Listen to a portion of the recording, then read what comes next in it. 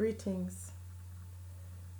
Today I'm reaching out to my black family and I'm going to give you a quote by, I think it's Jane Howard. It says, "Call it a clan, call it a network, call it a tribe, call it a family. Whatever you call it, whoever you are, you need one." We all need family. And family doesn't necessarily mean blood relationships, but the black family is very important to me, and this is why I'm doing this video. 60% of my subscribers are men. Men have always stood in my corner and have been very supportive towards me from I was a child. And most of my very good friends have been men. It isn't that the females and I do not get along. It is because, to be honest, black women sometimes have a difficult time hearing the truth. When you're honest with a lot of black women, they hate you. They'd rather you sit with them and laugh at them and talk behind their back than tell the truth. But this morning I'd like to speak to the black family. So that includes the black man and the black woman. And you have my permission to use the thumbs down button, because that is what we do best. When we don't want to hear the truth, we become belligerent and we become very disrespectful towards each other. That's okay with me. This is the first time I'm giving you a directive. Feel free to use the down button. But for those of you who want to hear the truth, then listen up. I am appealing to the black woman first of all.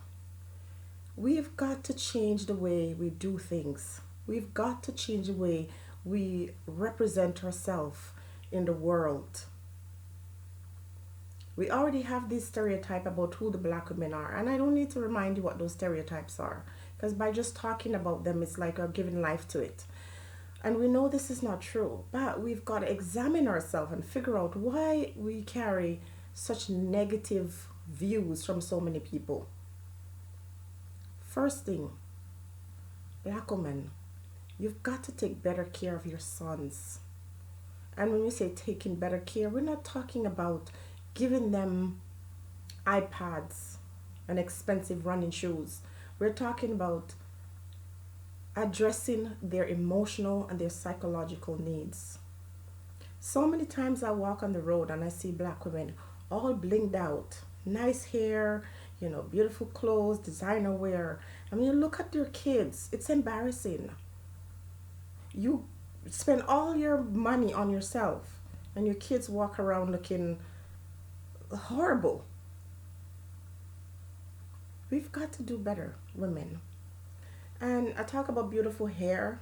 The truth of the matter is, this is another thing I have to say to the sisters. I'm not sure who's doing your hair, most of your hair, but maybe these women that are doing your hair are bad mind or something, because sometimes I see you walking around with things on your head. You look like an animal, like a squirrel died on your head. For real? Like these women who put these weaves in your hair, all bundled up and look so ridiculous. Like if you're gonna wear a weave, at least let it look like your real hair, and at least let the hair accentuate your looks. Because I'm not one for weave, but I can't tell people what to do. If you're gonna put on weave, don't look like a rat that just got digged out of the hole. That is a part of the self-love. That's why we wear all these weaves, because we don't love ourselves. And I cannot stop talking about this because I don't see other women running around getting afro wigs. But anyway, that's your business. This video is about saying, in order for us to do better, we have to look inside. And the problem I'm having is the way black women are treating their kids. And I'm going to talk about the boys. Black boys sometimes are affected by their mothers. Now, black women, I know that a lot of men have done you wrong. We've had to raise our kids by ourselves. A lot of us have grown up in extended families with mother and grandmother and great grandmother. It's been our history. We were separated from the men in our lives for a long time. And so it's almost like but it's not in our DNA, but it's our experience. And so you find black women would say, well, I don't need a man, I don't need any man, I can do this all by myself. But if you didn't need a man, you wouldn't have had so many children, and you wouldn't have had sexual relationships with different men. You are searching for a relationship, but sometimes because you're so used to being independent, when you find a man in your life, you push him away. This whole independence, thing has been a good thing for us because it has brought us out of the kitchen and into careers, but it's also damaged us too. Now, back to the argument about our sons. I'm asking and appealing to black women to stop telling your sons that they're good for nothing. Stop telling them that they're worthless. Stop saying you are like your dirty, bad breed father. When you open your mouth and you speak, your tongue is life. You see all these kids running around, all these boys in every country where there's black people, and there's so much trouble between black people in their communities fighting against each other because they look around and there's no self love. And so if you don't love yourself, it's very easy for you to turn on the other person. But women, you look at your son and some of the things you say to these boys are abominable. Now, black men, speaking to you, this is your time. You have relationship with women and they fall apart. Things happen. We're not the only ones who have broken families. Men, you have these kids, it's over between the mother, but it doesn't mean that it has to be over with the child. Do you know how much some of these boys are hurting when you end the relationship with their mother and you walk away and you do not turn your eyes back to look at them? I can't tell you the amount of black boys that I have sat down and had conversations with who are so broken inside and all they want is the love of their dad. I'll give you an example. I have a boy, let's call him Harry. That's not his real name. But Harry was not able to read. And when I told him I wanted to teach him how to read, he said, I want you to teach me. I said, well, you're going to have to come at your lunchtime. You have to come at your recess, before and after school. Anytime I'm going to be there for you. I give up my time to you because I had a very small window of opportunity to help this boy. And the first day he came, he said to me, I want to learn to read. I want to learn to read because I want to show my daddy that I am going to be rich and famous, and I'm going to have a great job, and I'm going to buy my mom a big house. And he'll see, he'll be sorry. He'll be sorry that he didn't pay attention to me. And his eyes were filled with tears. And he said, my dad lives in England, and he has a white baby, and he comes here and he's like showing off with his white baby, and he doesn't, when I call out to him, he looks at me like he doesn't know me. That broke my heart. Now, the thing is, this boy came to me for help, but sporadically. And when I would ask him, I thought you said you wanted to do something to impress your dad. He says, I do. But guess what happened? He's seeking love. And so this boy that is so wounded is going to find something that appears to look like family. And that could mean gang members. Gang members are out there providing these children with a family, something that they want so desperate. Sometimes older men lure these young boys into doing bad things. But because they promise them love and they shower them with money sometimes and give and, punch the face and make them feel welcome, this is where they lead. This is where they're headed. Now, back to the black women. You've got to listen to your children. You've got to listen to your boys more. Because sometimes they come and they're crying out to you, shut them up. You don't want to hear what they have to say because they did something wrong. Now you chastise your kid anyhow you choose. You discipline the child the best way you know how. But you can't leave it with a thump or a swear word. You've got to take them aside and sit down with this boy and find out for him exactly what is going on. Why are you doing these things? Why are you behaving badly? You get a call from school and the teacher says, hello, Mrs. Thompson, I'm just calling to talk to you about your son. We love him so much. He's a really great boy, but... And then she goes on to tell you all the horrible things about little Harry. And you get off the phone, and what do? Do you ask Harry his side of the story? No, you don't. You start banging him and you start telling him he's good for nothing, it's gonna come to nothing. Imagine if Harry is at school and that same woman has been destroying his self-esteem with a little conniving, sneaky self. And then when she gets a call, when she calls home and you listen to her and you get off the phone and you start banging that boy, he doesn't have a father, his mother's acting like, she is his enemy, and his teacher is at school terrorizing him. I don't know what other word to use besides terrorize, because sometimes, you know, you have to call it what it is. Your son needs you. If he's your son, you have to love him no matter what he does. You have to teach him, you have to listen to him, you have to love him, you have to discourage him from getting into trouble. When you get those calls from school, I'm not saying you should ignore it, absolutely not. But you get to the bottom of it and you listen to your child. And if you have to go to school, you take the child in front of the teacher, get the teacher to tell you what's going on, and you hear your son's side of the story. Women, I don't care if you don't like me, because I'm telling the truth. Sometimes as black women, our priority is screwed up. We are not putting the attention on the kids. We spend more time on ourselves. We don't listen to our children when they speak. We're always quick to tell them the worst things. And I know sometimes women say things and you don't really mean it. You're just angry, you're hurt. But it's not the child's problem why you're having financial problems. It's not the child's problem why you find yourself entering from one bad relationship to the next. It is not the child problem. You have to look inside. Find out what you have been doing wrong. And we all want love.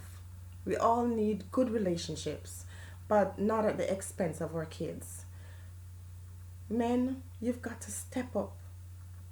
You have to be there for your children. You have to be there for your sons. They are the next generation. You have to set good example. Sometimes you get angry and you swear. I don't think saying swear words is going to destroy a child, but you've got to teach them other means of communication besides just swearing.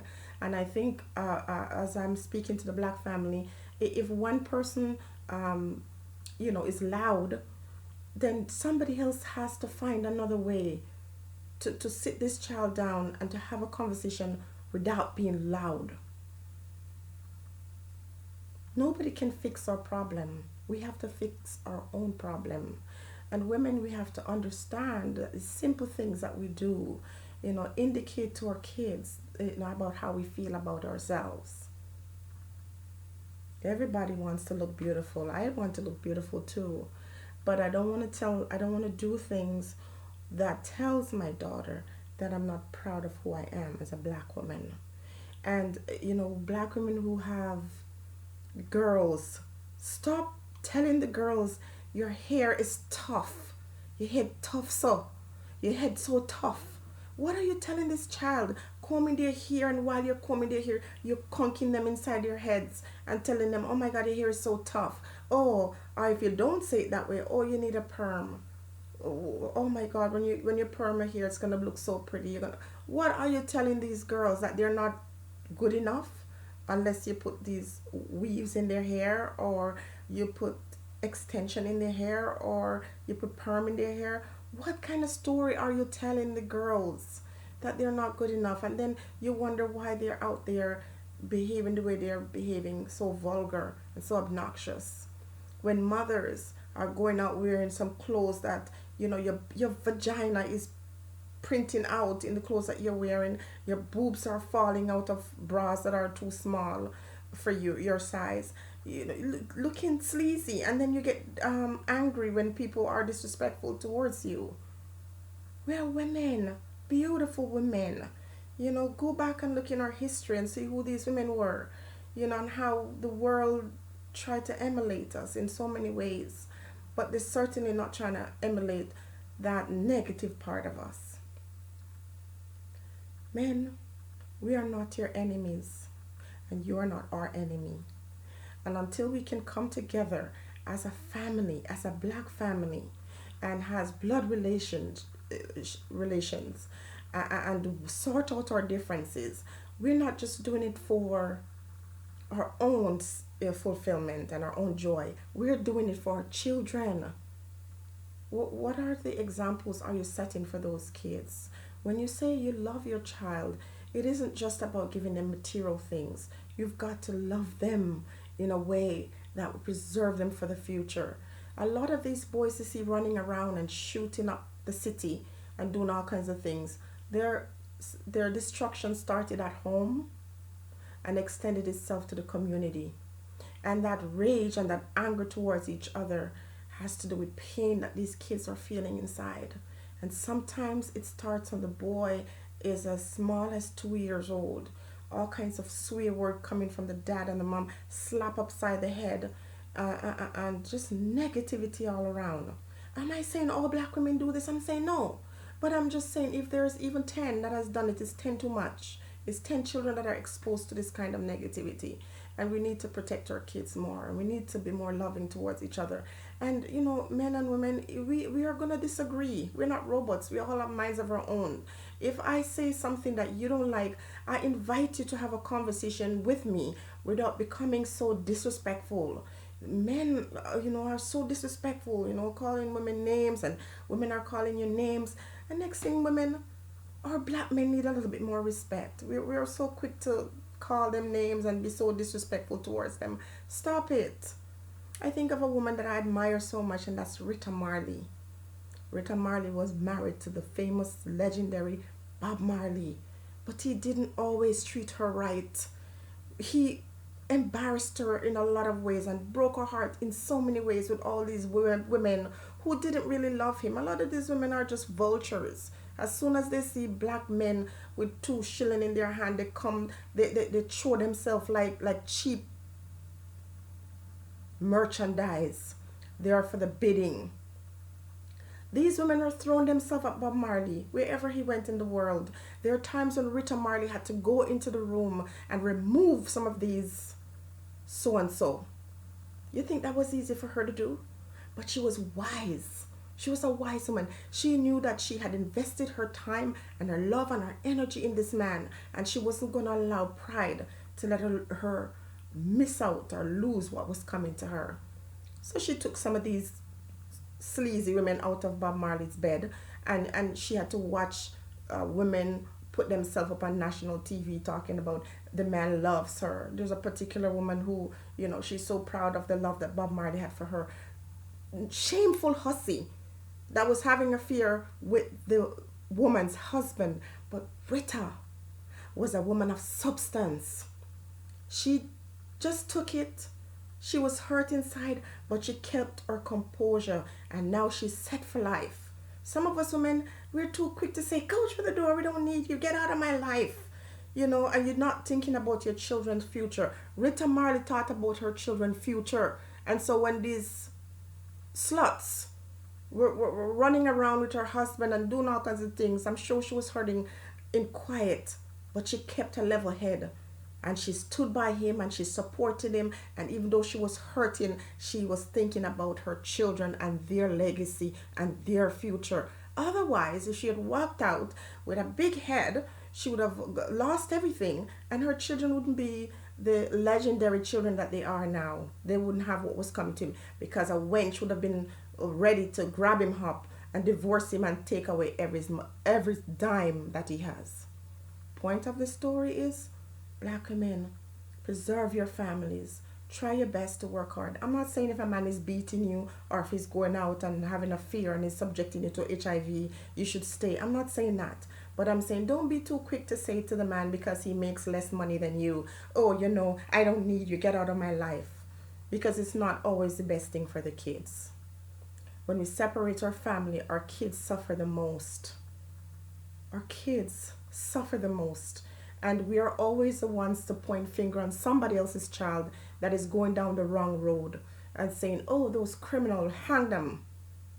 Well, maybe if we were encouraging each other to be better parents, and if we were looking out for each other's children and supporting those kids, maybe we wouldn't have the devastation we're seeing in our countries, in our various African cities and Caribbean cities in the world and in North America and all. Every time I watch the news and I see a black boy kill another one, I feel to myself, where did that family go wrong?